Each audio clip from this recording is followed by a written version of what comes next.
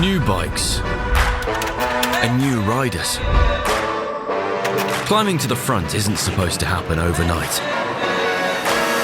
In this paddock, podiums are earned the hard way, over time, through grit. Or at least, that's how it usually goes. Coming into the first round, so I literally had this discussion with someone outside before. Now, I think you bring anyone from any team here and sit them down and they'll say they want to win a BSB title. That is the ultimate end goal. But I think coming into the season, you've got to set yourself some realistic goals, some realistic expectations for where you're at. Now, for us as a team, coming into round one, we'd have been happy if we can get both riders in every race in the top 10. That's our realistic goal for round one. To, like I say, an early building block before we sort of start getting ahead of ourselves. And I think throughout the year, our goal is to turn those top 10s into top 6s, turn those top 6s into podiums. And I think as the year progresses, that's what I hope to see. It's a realistic goal. Top 10, top 6, maybe a podium as things start to click.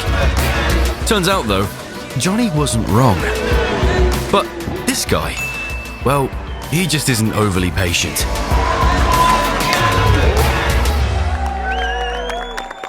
Roll the intro.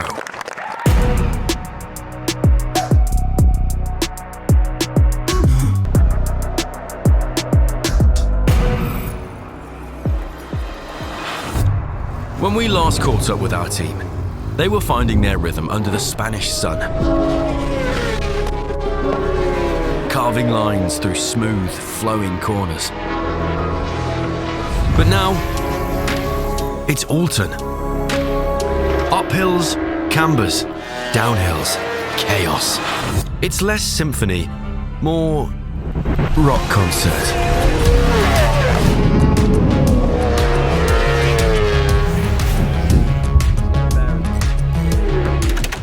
If you wanted to pick a circuit in the UK just to go and experience a motorbike racetrack, Oulton's probably one of the best. It's got so much variation and change in camber and elevation and so on. It's quite a rewarding track to ride around and it's quite fun. I think if you could describe or draw the perfect track that you'd enjoy riding that's also demanding, Oulton Park's that track. There's rises, there's bumps, there's lumps, there's everything that you could possibly imagine. So as a rider, you've got to try and minimise every sort of hindrance, if that's the right word, to stop you going fast. So as you get to the crest of the hill, it's a case of using the rear brake, rolling the throttle as well. Almost like motocross style, scrubbing over the hills. If the bike doesn't feel a particular way or is acting a certain way, you'll draw from that pot of knowledge that you developed during the pre-season at Navarra. Any one given corner at Navarra isn't really going to relate particularly well to somewhere like Oulton Park, but in a roundabout way it kind of works. In reality, the perfect superbike setup doesn't actually exist. It's a game of compromises. But riders like Josh and Lee, they hunt it down, relentlessly. Like lost treasure buried in telemetry.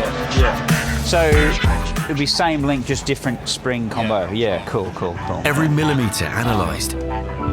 Now what I was interested in was every component tweaked. This gap. So it's like a full foot peg. The most minute of setting changes, logged. All in the quest for the perfect... crap. Yeah, we've been spotted. Lee, don't give away every spec of the bike whilst we're having a general chat, if you don't mind. Point taken, Josh. Talking to this. To the grid then, shall we? The second race of the season about to get underway here. Cloudy skies, a bit chilly, but we can't wait to see what's in store. I've had good success at Oulton, so the first race I was fairly happy with. Second race, typical racer style, I've gone straight into not happy with that race because I'm expecting more. But for the team and first round of the new bike, it was a solid start, shall we say. It's eyes on the light.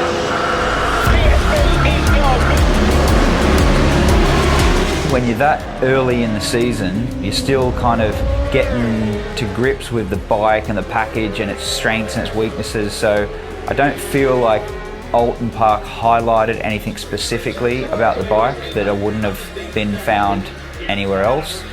But as Oulton was the opening round, it's where a lot of stuff was being discovered. I think we did do a good job, but there could have been a bit more, so obviously looking forward to going back there later in the year. It's getting close at the end, isn't it? Yeah. No. Just need a little bit more rear tyre. When the tyre goes off, the initial support's gone. Has it? Yeah, so I can't get on the throttle as hard as I... Top 10s at round 1 marks the start of something. Now, the only way forward is through the front runners. But with motorsport, the closer you get to the limit, the more it tends to bite. And sometimes, well, it bites hard. I don't think it's specific. Oh, fine. I don't think it's specific. Are you serious? I'm glad you find it so funny. To climb the order, you've got to take risks. Lean a little further. Brake a little later. Want it a little more. But most importantly, do not overstep the line. Like we do preload, we do compression, lots of things, and nothing really changed. Everyone would have a similar experience where there's always a sense to make a pass, it has to be some risk involved. The point is that everyone's going, particularly nowadays in BSB, everyone's going the same speed. Bikes are very similar, the tyres are the same, you know, suspension and chassis design and positions are all very, very similar across all the bikes. There certainly are areas that some bikes are stronger than others, but in general, we're all doing the same thing into the same corners with the same tyres in the same way with the same apex point we're all aiming for.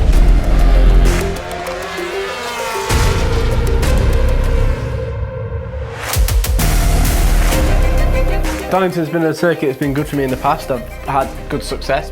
You know, you've been around long enough to know exactly what you want, you know, how you're feeling and what you're going to do. So, from one day to the next, you might not ride any different. You can ride the bike, say, on the limit for 20 laps, do the fastest lap you've ever done on the track, and just keep being within 1/10 of that lap. Where do you want us to go through, mate? Reduce my neck and shoulders off and behind, and then, yeah. It's happened to me in the past where when I won my first BSB race, I could have carried on riding until the bike ran out of fuel. It just all was flowing, all was coming easy. Yeah, I was doing fast lap times, pulling away from everyone else, but obviously I was on the limit. If the guy in front of you is taking it to the limit of what's possible, you've got to do something that feels a little bit out of your comfort zone to even have a chance of making a pass. I think everyone's going to feel like most passes that they make that aren't gifted are a bit of a lunge. You know, the run of luck and run of bad luck can change so quickly in bike racing. 1 minute you could be on a high, 1 minute you could be on low. So for whatever reason, Friday came and things seemed to just click. First session was okay, not bad. And then second session we made a good jump, which we have been doing all season. So the jump from FP1 to FP2 was really good. I did 27.7, my fastest ever lap at Donington. Up until that point, literally been stuck on a 28.0, whichever bike I rode, Kawasaki, Honda, just, it was like a mental block, or there was like someone stopping me going any faster. So I was mega happy to do a 27.7 at Donington on the Honda. In superbikes, the line between brilliance and disaster is razor thin. One moment you're flying, setting personal bests. The next, well, you're literally flying. Oh, Lee Bob Jackson down. Exeter Coppets, that was a high save. Let's hope he's okay. It's a game of risk and reward. One misjudged moment, and the weekend can go from finely tuned to fully trashed. Yeah, it was not ideal crashing in qualifying. It was quite a big hit, not a massive crash, but just a large hit to the ground where everything took a battering, so it kind of ruined the rest of the weekend, really.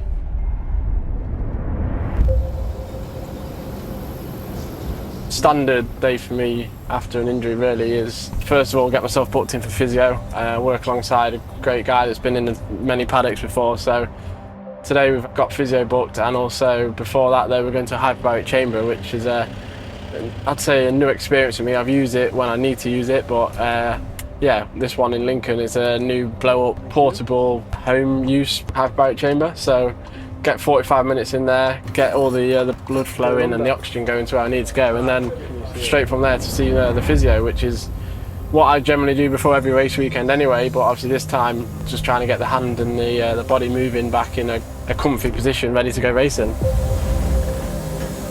So a hyperbaric chamber is essentially a pressurized environment where you can give yourself more oxygen in your body. Now, increased oxygen into your blood can enhance the cell turnover. This helps the regeneration process of the cells.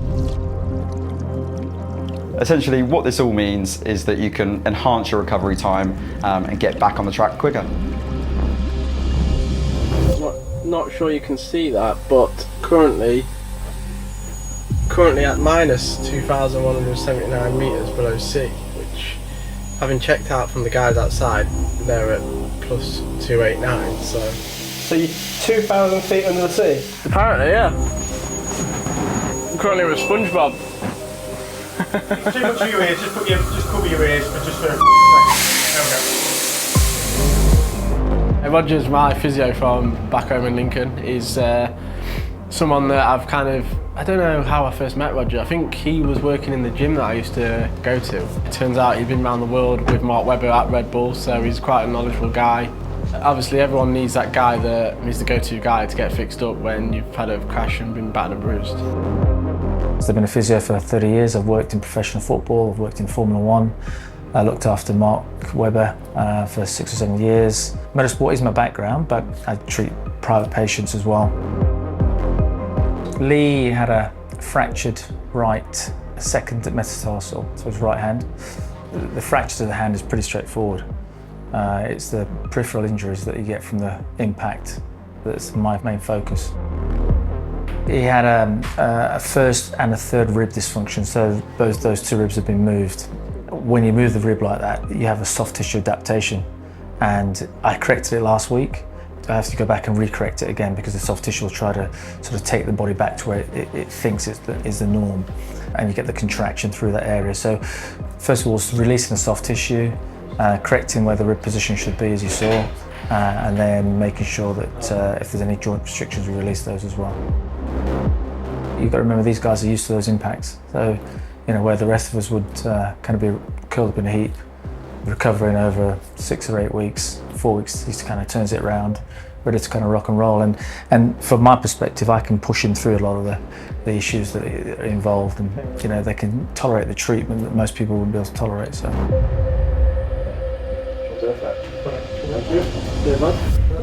Ah, the glamorous part of racing. Ice, tape, and a lovely bloke named Roger, digging into your soul. But before rehab became reality, we still had a race to finish.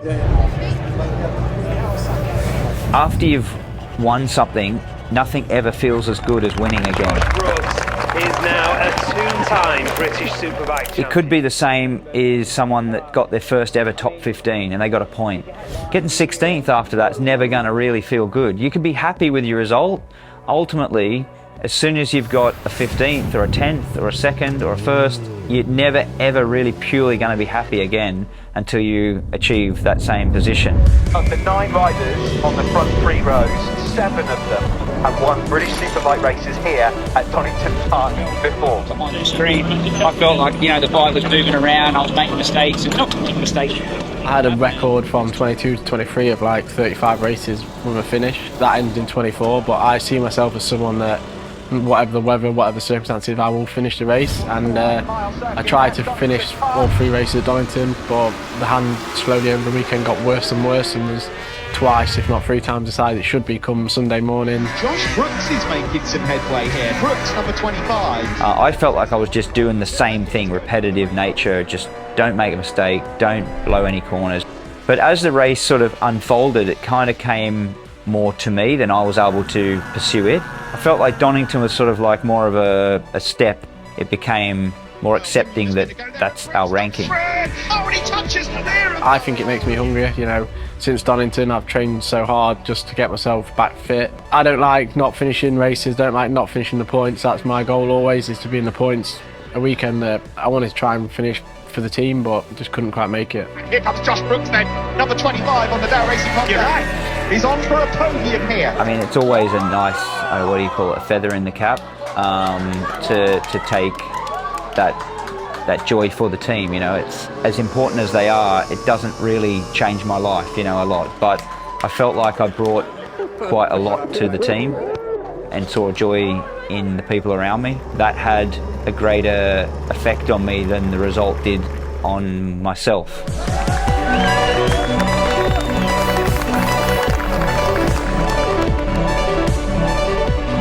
Now, unless it's a third or better, it's hard to replace that feeling. So now we need to do more. The work ethic hasn't changed. All the boys are still putting in 110%, week in, week out. And obviously it was great to get that reward for them, you know, and the owners and everybody that puts all the work in to finally get, you know, that reward with it. It was good. If I think about it logically, I can process what we've been through, where I've come from, where I want to get to, and I can go, okay, I'm happy with that day. But I'm not going to be ever purely happy until I win again. We opened with expectations. Round 1, 2 bikes in the top 10. Job done. But progress isn't smooth, and results demand risk. Now, it's time for the team to walk the tightrope between reward and consequence for the rest of the season.